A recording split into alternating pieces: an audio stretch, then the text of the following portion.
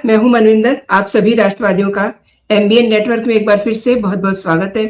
तो ओवैसी किसके सगे हैं, किसको ठग रहे हैं और किसके लिए सियासी टेंशन है, इसे हम समझेंगे भाव से। क्योंकि असदुद्दीन ओवैसी हैदराबाद के चार मीनार इलाके से बाहर निकल के आए हैं और उन्होंने अपने सियासी पैर पसारने शुरू कर दिए हैं। ओवैसी ने पहले बिहार में और अब महाराष्ट्र के मुस्लिम इलाके में जीत दर्ज करके सपा से लेकर के कांग्रेस तक का खेल बिगाड़ दिया है, गेम बिगाड़ दिया है। और मुंबई में सपा के सबसे मजबूत गढ़ समझे जाने वाले क्षेत्र को पूरी तरह से ध्वस्त कर दिया, जिसके बाद उत्तर प्रदेश में भी उनके सियासी इफेक्ट को लेकर के एक नई चर्चा शुरू हो गई है। अब देखिए, पहले बंगाल में चुनाव होने हैं, फिर असम में। इसे भी समझते हैं कि ओवैसी किसको फायदा पहुंचाने के लिए झंडा उठाए हुए हैं, कैसे एक खास मुस्लिम वर्ग को भी ओवैसी नाराज कर रहे हैं। तो भाऊ से समझते हैं। भाऊ नमस्कार, बहुत बहुत स्वागत है आपका, अभिनंदन। नमस्कार। नमस्कार भाऊ, ओवैसी किसकी सियासी जमीन हड़पने वाले हैं? और बिहार में देखा आपने, महाराष्ट्र में देखा, अब 3 राज्यों में भी चुनाव होने वाले हैं। जी भाऊ। देखो, कोई डेमोक्रेसी में कोई किसी की जमीन नहीं हड़पता। आपको रिलेवेंट होना पड़ता है। आप रिलेवेंट नहीं रहेंगे, दूसरा स्पेस निकल लेके जाएगा। मैं आपको एक उदाहरण देता हूं। 66 में शिवसेना की स्थापना हुई थी। वहां से लेकर 87 तक, यानी 22-23 साल तक शिवसेना मुंबई ठाणे तक लिमिटेड रही, क्योंकि जो मराठी का एजेंडा लेकर शिवसेना चल रही थी वो बाकी महाराष्ट्र में नहीं था, सिर्फ मुंबई के लिए लिमिटेड था। और मुंबई का जो इलाका आसपास का है, ठाणे, रायगढ़ वगैरह, वहां तक सीमित रही। और बाकी महाराष्ट्र में जो चलती आई पारंपरिक पार्टियां थी, समाजवादी पार्टी थी, कम्युनिस्ट पार्टी थी, रिपब्लिकन पार्टी थी, वहां एक लेफ्ट ओरिएंटेड पीडब्ल्यूटी यानी शेतकरी कामगार पक्ष जिसको बोलते थे वो थी। वो ट्रेडिशनल जनसंघ था, आज जिसको भाजपा बोला जाता है, उस वक्त जनसंघ था। ये छोटी मोटी पार्टियां थी और इसलिए शिवसेना को मुंबई से बाहर निकलकर रिलेवेंस नहीं था, क्योंकि वहां अमराठी क्या करेंगे गांव में जाकर, डिस्ट्रिक्ट रूरल एरिया। तो रिलेवेंस इंपॉर्टेंट होता है। जब रिलेवेंस बन जाता है, वो बना 86-87 के बाद, जब सब अपोजिशन पार्टियों को मिलाकर शरद पवार कांग्रेस से बाहर निकले थे और कांग्रेस के खिलाफ पॉलिटिक्स कर रहे थे। तो कांग्रेस और जिसको गठबंधन बोलते हैं, और जो पुरोगामी लोकशाही दल, पुलोद नाम का एक गठबंधन था। तो अचानक 85 के चुनाव में पुलोद दूसरी बार फेल हो गया और कांग्रेस फिर से सत्ता में आ गई। तो थककर शरद पवार वापस कांग्रेस में चले गए अक्टूबर 86 में। तो अचानक शरद पवार बाकी सब अपोजिशन पार्टियों को लीड कर रहे थे, वो उठकर निकल गए। तो ये सब पार्टियां इतनी भौचक्का हो गई, चकित हो गई, अब करे तो क्या करे। उन्होंने पवार को लीडर मान लिया था, क्योंकि पवार का जो ऑरा था पूरे महाराष्ट्र के लिए, वो कुछ समय के लिए मंत्री, बहुत समय के लिए मुख्यमंत्री रहे। तो ये सब पार्टियां क्या करे वो उनका समझ में नहीं आ रहा था। वो जो वैक्यूम पैदा हो गया, तो उसमें बाला साहब घुस गए और उन्होंने हिंदुत्व का झंडा अपने कंधे पर ले लिया। उस वक्त बीजेपी भी हिंदुत्ववादी नहीं थी, बीजेपी गांधीयन सोशलिज्म लेकर चल रही थी। तो वो लेकर जो एंटी कांग्रेस वोट था, पवार के नेतृत्व में यंगस्टर्स बने थे, तैयार हो गए थे, वो बाला साहब के साथ आ गए। तो बाला साहब ने रिलेवेंस बना लिया। तो डेमोक्रेसी में एक बात होती है, आप अगर रिलेवेंट हो तो और बाकी दल पार्टियां होती है, उनको छोड़कर लोग आपके पास आ जाते। ओवैसी ने जो कुछ महाराष्ट्र में किया है उसके बारे में बाला साहब ठाकरे ने अपने निधन के पहले इशारा दिया था। 2012 का मुझे याद है, उनका उसके बाद 2 हफ्तों में उनका देहांत हो गया था। तो उनका एक रिकॉर्डेड भाषण शिवाजी पार्क में दशहरे के मौके पर दिखाया गया था। उसमें उन्होंने बताया था कि यह हैदराबाद से आया हुआ ओवैसी नांदेड़ में इतना कॉर्पोरेशन में सक्सेस कैसा लाता है, कुछ 12-15 उनके कॉर्पोरेटर बने थे।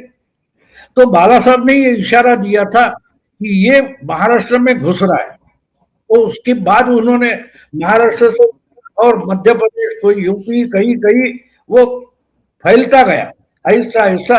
और मानो कम से कम 10-12 साल की मेहनत के बाद अब उसको उसका फल मिल रहा है।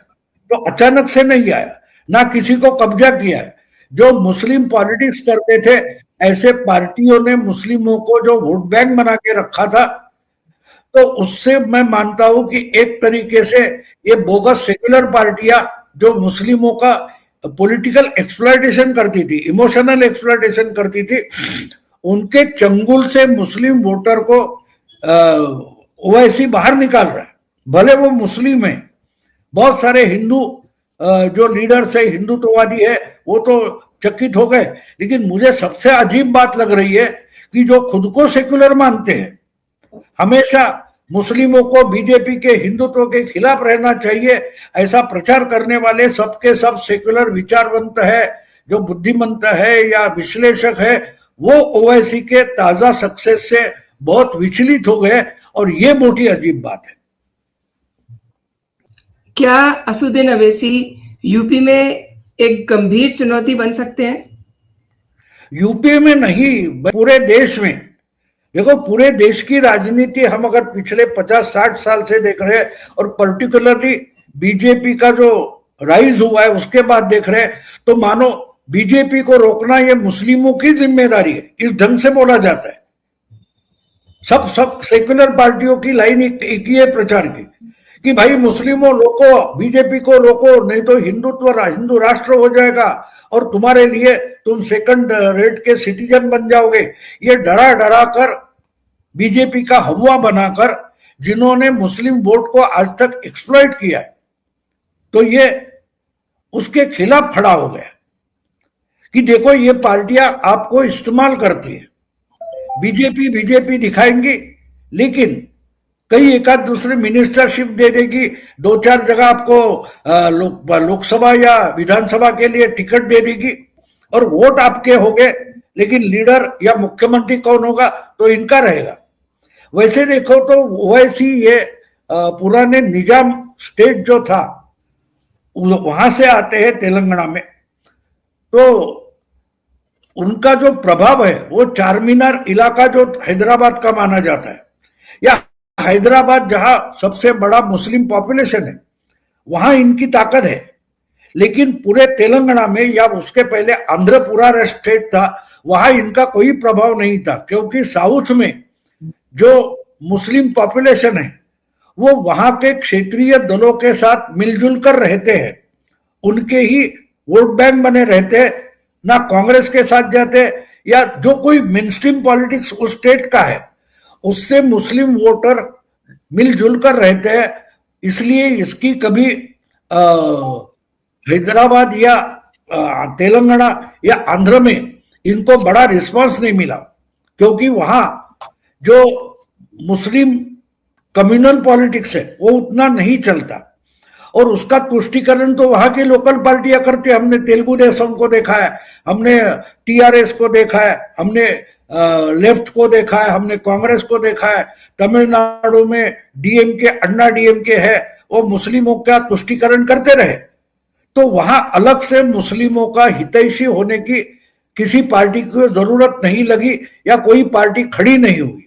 मुस्लिम लीग तो केरला में भी है, लेकिन वो या तो सीपीएम के साथ रहती है या तो कांग्रेस के साथ रहती है, तो है मुस्लिम पार्टी, लेकिन वो इनके सेक्युलर पॉलिटिक्स में इतनी मिलजुल कर रहती है कि मुस्लिमों की अलग पार्टी नहीं मानी जाती। आपको मालूम होगा कि वायनाड जो है, वायनाड ये मुस्लिम लीग का बेस है, लेकिन वहां से राहुल गांधी को सेफ सीट करके दे दी, बदले में राज्यसभा में मुस्लिम लीग को उन्होंने अपनी एक सीट दे दी। तो कहने का मतलब यह है कि बहुत सालों से असदुद्दीन ओवैसी ये अच्छा वक्ता है और अब बिल्कुल बैलेंस बात भी कर लेता है, कॉन्स्टिट्यूशन पर, लीगल और सोशल इश्यूज पर बढ़िया पोजीशन लेता है, लेकिन उसको वहां रिस्पांस नहीं मिल रहा था। तो 10-15 साल पहले इसने शुरू किया कि भाई अगर साउथ में हमको रिस्पांस नहीं मिल रहा है तो जहां मुस्लिमों का कम्युनल पॉलिटिक्स चल सकता है वहां हम जाकर कुछ करेंगे। तो आपको मालूम होना चाहिए कि बिहार और यूपी के जो मुस्लिम थे उनके कारण पाकिस्तान बना, भारत का विभाजन हो गया, लेकिन ये यहां रह गए और सिंध और पाकिस्तान चला गया, बांग्लादेश उधर, इस पाकिस्तान जो था, इस बंगाल था, वो क्या बोलते हैं उसको, बांग्लादेश बन गया। तो इसने पिछले 10-15 साल से वो कोशिश कर रहा है कि भाई साउथ से उठकर, यानी गुजरात हो, महाराष्ट्र हो, मध्य प्रदेश, उड़ीसा या बंगाल या बिहार या यूपी, वहां जाकर अपनी पार्टी का कुछ ये बने। अब देखो महाराष्ट्र में इन्होंने जो कॉरपोरेशन के चुनाव लड़े उसमें कुछ उनके 125-130 कारपोरेटर्स है। पूरे तेलंगाना में इनके इतने कारपोरेटर नहीं है, जहां के वो है। ओवैसी बिलोंग टू तेलंगाना, लेकिन तेलंगाना में भी उनके इतने कारपोरेटर्स नहीं है।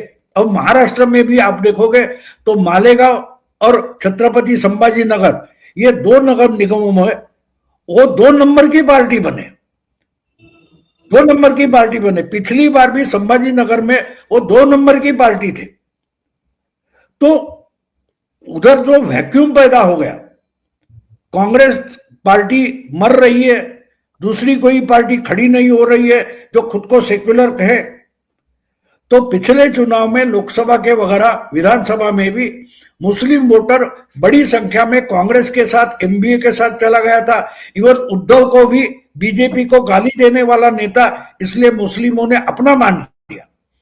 तो जो वैक्यूम है वो वैक्यूम में घुसना चाहता है। अभी अभी बिहार में हमने देखा, सीमांचल में उसने 5-6 सीटें लास्ट टाइम आई थी, वो लालू प्रसाद के साथ निकल गए थे, उन्होंने नए उम्मीदवार खड़े किए और फिर से 5 सीटें या 6 सीटें जीत कर लाई। तो उसका कारण ये है कि जहां वैक्यूम है मुस्लिम पॉपुलेशन में, मुस्लिम पॉलिटिक्स में, और मानो मुस्लिम कम्युनल पॉलिटिक्स में, वहां जाकर ये अपनी पैर बिठाना चाहता है। तो वैक्यूम है, और उन्होंने रिलेवेंट बात की है। अब मुस्लिम भी हो तो इतने भी पिछड़े नहीं है, उनके भी बच्चे लिख पढ़ रहे हैं, तो उनको भी समझ में आ रहा है कि सेक्युलर पार्टियां हमें ये हवा बनाकर दिखाती है, डरा कर रखती है बीजेपी से, और पॉलिटिक्स में या सत्ता में हिस्सा देते नहीं। तो हमको अपनी पार्टी चाहिए। बिल्कुल वही धागा पकड़कर ओवैसी ने अपना पॉलिटिक्स अलग अलग राज्यों में लाकर वहां के नौजवान पकड़े। अभी एनडीटीवी का जो शुरू से एनडीटीवी का रिपोर्टर था इम्तियाज जलील, वो एनडीटीवी का रिपोर्टर था पुणे में, तो उसको पकड़ा। वो बेसिकली छत्रपति संभाजी नगर या पुराना औरंगाबाद है वहां का था। तो पिछली बार यानी 2014 में, शायद वो, हाँ 2014 में वो वहां से एमएलए हो गया, फिर 2019 में लोकसभा का मेंबर बन गया। देखो हैदराबाद के बाहर अगर दूसरा कोई एमपी एमआईएम का बना है तो महाराष्ट्र से बना है, क्योंकि वहां वैक्यूम था और इन्होंने रिलेवेंस अपना दिखा दिया तो लोग उनको रिस्पॉन्ड करने लगे। तो इसलिए ओवैसी का राइज देखकर अगर हिंदुत्ववादी पार्टियां या हिंदुत्ववाद मानने वाले जो लोग हैं वो विचलित होते हैं, मैं मान लेता हूं, समझ सकता हूं कि भाई ये मुस्लिमों का निचला तगड़ा हो रहा है, लेकिन सेक्युलर क्यों विचलित हो गए? बहुत सारे आपके जो नॉर्थ के अभय दुबे हो या ऐसे जो कोई सेक्युलर पत्रकार है, संपादक है, वो बहुत विचलित हुए। ये क्यों हो रहा है, ये क्यों हो रहा है? तो ये समझना जरूरी है, क्योंकि वो बीजेपी के वोट नहीं काट रहा है, इनके लाडली जो पार्टियां है, फिर अखिलेश होगा, आरजेडी होगा, कांग्रेस होगा, ममता होगी, उनके वोट काटेगा। इसलिए ये सब सेक्युलर कांग्रेस के चमचे जो है वो डरे हुए। आपने भाव सही कहा कि मालेगांव, संभाजी नगर, नांदेड़ जैसे 1 दर्जन शहरों में ओवैसी ने अपनी जीत का परचम फहराया है, राइट। और मुस्लिम बहुल मालेगांव में किंग मेकर बन के उभरे हैं। तो पहले बिहार और अब महाराष्ट्र के मुस्लिम इलाके में एक तरह से जीत दर्ज की है। लेकिन अभी पिछले दिनों अखिलेश एक प्रेस कॉन्फ्रेंस में थे, तो उनसे किसी ने ये सवाल किया कि आपको अगर अलाइन करना पड़ता है ओवैसी से तो क्या आप करेंगे? तो उनका जवाब था कि बीजेपी को हराने के लिए वो कुछ भी करेंगे। मींस कई सारे ऐसे दल हैं जो बीजेपी को हराने के लिए कुछ भी, किसी को भी गले लगाने के लिए तैयार है। तो लगाने दोनों को, कौन सी बड़ी बात है? अगर मुस्लिम लीग के साथ जाते हैं, या मुंबई में समाजवादी पार्टी को तो मुस्लिमों की पार्टी माना जाता है, तो अगर अखिलेश वहां या महाराष्ट्र में उनकी पार्टी अगर इसके साथ हाथ मिलाते तो कोई बात नहीं ना। मुंबई में एक्चुअली इनके जो 8 कारपोरेटर बने हैं, उन्होंने तो अखिलेश की पार्टी समाजवादी पार्टी का बेस खाया है, तो कौन सा फर्क पड़ता है? जो मेरे खाते में आने वाला नहीं है वो कहीं भी जाए, उससे मुझे क्या मतलब है? इसलिए बीजेपी को या हिंदुत्ववादियों को ओवैसी के राइज से डरने की कोई जरूरत नहीं। उल्टा यहां यह देखना चाहिए कि इससे सेक्युलर क्यों विचलित हो गए, क्योंकि ये तो मुस्लिमों को सेक्युलर मानते हैं। कम्युनल हिंदू होता है और मुस्लिम सेक्युलर होता है। तो अगर मुस्लिमों का कोई तगड़ा नेता बड़ी शक्ति से बढ़ रहा है तो सेक्युलर लोगों को दुख क्यों हो रहा है, चिंता क्यों हो रही है, ये समझना जरूरी है। और ये बात है कि ये कांग्रेस को जो हिंदुत्व का डर दिखाकर मुस्लिमों के वोट कांग्रेस बटोरती थी, सेक्युलर पार्टी या ममता वगैरह बटोरती थी, उसको ये अपने पास साथ लेके गया तो कांग्रेस का नुकसान होगा। सो कॉल्ड सेक्युलर पार्टियों का, जिनको मैं डुप्लीकेट इस्लामिस्ट पार्टियां बोलता हूं। सेक्युलर पार्टी यानी भाऊ के मायने में वो डुप्लीकेट इस्लामिस्ट पार्टियां हैं। अगर वो मर रही है तो मैं क्यों दुख करूं? मुझे अच्छा लगता है, मैं मानूंगा कि ओवैसी अच्छा काम कर रहे हैं। अगर इनकी टांग तोड़ रहा है, इनको लंगड़ा लूला लंगड़ा कर रहा है, तो मैं तो मानूंगा ये अच्छी बात है, उसमें दुख करने की क्या बात है? उसका राइज होगा। एक बात है कि अभी भी जो महाराष्ट्र में चुनाव हो गए, उसमें जो वोट ओवैसी की पार्टी ने बटोरे हैं, क्या वो बीजेपी को मिलने वाले थे? क्या वो हिंदुत्ववादी एकनाथ शिंदे की पार्टी को मिलने वाले थे? बिल्कुल नहीं। वो कांग्रेस से कट गए या समाजवादी पार्टी से कट गए, तो मुझे हाय तौबा करने की क्या जरूरत है? लेकिन हाय तौबा कौन कर रहा है ये भी देखना जरूरी है। जो कल तक और रोजाना मुस्लिम वोट, मुस्लिमों पर अन्याय हो रहा है, ऐसा रोना रोते हैं, वो क्यों रो रहे हैं?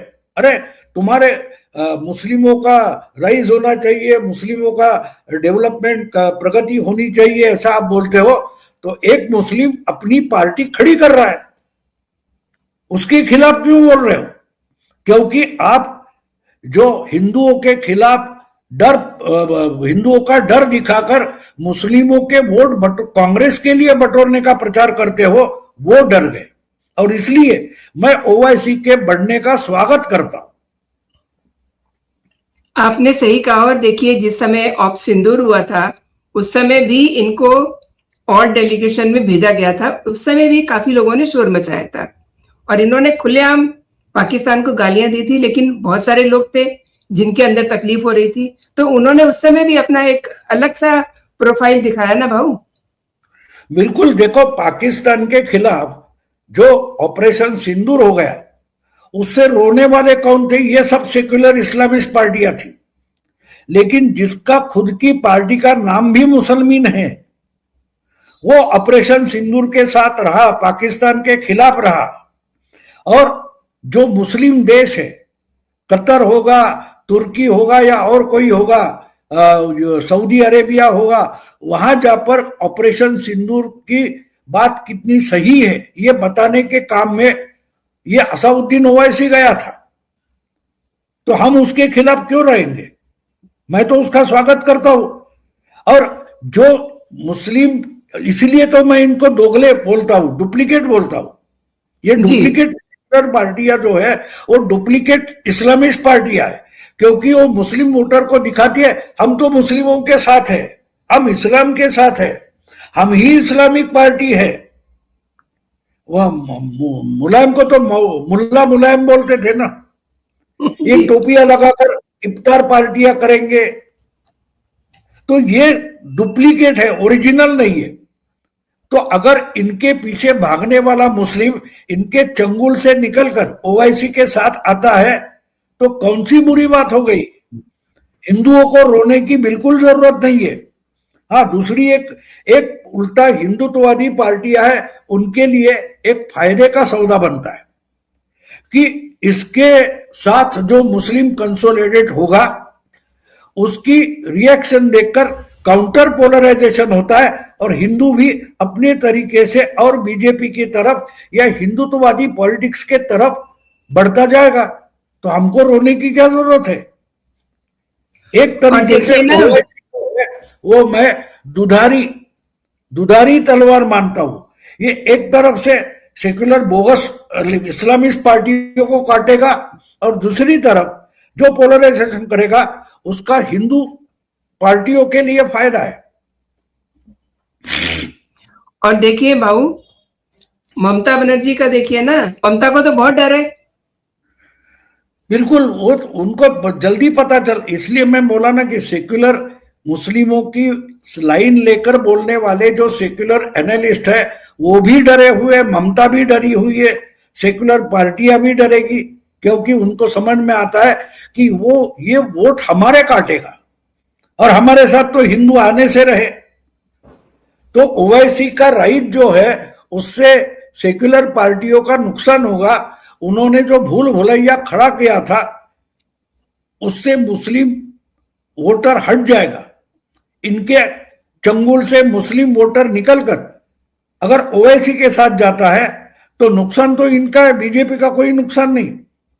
यानी मुस्लिम इकट्ठा होना चाहिए, वोट बैंक होनी चाहिए, लेकिन वो वोट बैंक जो है वो हमारे लिए चाहिए, किसी मुस्लिम नेता के लिए बिल्कुल नहीं चाहिए। हम डुप्लीकेट मुस्लिम नेता बनेंगे। ऐसे जो ढोंगी बाबा है मुस्लिम कल्याण के लिए निकले हुए, उनके लिए ये बड़ा दुश्मन बनकर खड़ा हो रहा है। तो इसलिए मैं उसका स्वागत कर रहा हूं। ये बड़ी बात है, अच्छी बात है। एक बात और भी है, ये पढ़ा लिखा है, खुद बैरिस्टर है और वहां उन्होंने बहुत सारे एजुकेशनल इंस्टीट्यूशन खड़े किए। मुंबई में इनके पार्टी से एक विजय उबाले नाम का हिंदू भी चुनकर आया है और वो भी क्लास चलाता है, ट्यूशन क्लास चलाता है। दूसरी बात है, उसको इनिशिएट करने वाला रहमान चाचा नाम का है, वो खुद एक प्रोफेसर है, एजुकेटेड है। देखो, सेक्युलर पार्टियां मुस्लिमों में जो अनपढ़ है उनको साथ लेना चाहती है, मुल्ला मौलवी को साथ लेना चाहती है। ये लोग एमआईएम के लोग मुल्ला मौलवी नहीं है, पढ़े लिखे। और अगर पढ़ा लिखा क्लास इनके साथ मुस्लिमों का आ रहा है तो अच्छी बात है। देश की डेवलपमेंट में, विकास में उनका भी योगदान हो सकता है, क्योंकि अनपढ़ लोग होते हैं, उनको उल्लू बनाना आसान होता है। मजहब के नाम पर, धर्म के, रिलीजन के नाम पर उनके वोट बटोरना आसान होता है। ये अगर उनको वहां से अवेयर कर रहा है, जागरण कर रहा है, जो पढ़े लिखे हैं, जो आए हैं उसमें बहुत सारे पढ़े लिखे, तो अच्छी बात है, मैं उनका स्वागत करता हूं।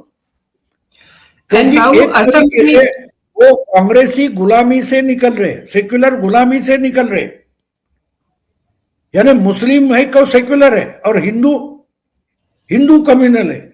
ये आइडियोलॉजी से बाहर निकलने में अगर ओवैसी बीजेपी और हिंदुत्ववादियों की एक तरीके से मदद ही कर रहा है तो क्या गलत है। जो मोदी जी की भाषा है, मोदी जी हमेशा बोलते हैं इन्होंने मुस्लिमों को वोट बैंक बना के रखा है, उनके लिए कुछ किया नहीं है। तो वो तो वही, ओवैसी तो वही कंटेंट बोल रहा है। ओवैसी बोलता है कि क्या हम कुर्सियां लगाने और दरी बिछाने के लिए है, हमें सत्ता में भागीदारी नहीं मिलेगी, ये सवाल पूछ रहा है। तो दोनों जगह बीजेपी का या ओवैसी का कंटेंट एक ही है, भाषा अलग है। तो इसलिए ये डिस्टर्ब हो गए सो कॉल्ड सेक्युलर लोग। तो इसका मतलब ओवैसी सही रास्ते पर जा रहा है। हाँ, अगर आगे जाकर कुछ होता है उस वक्त देखेंगे, उससे भी लड़ेंगे, कौन सी बड़ी बात है।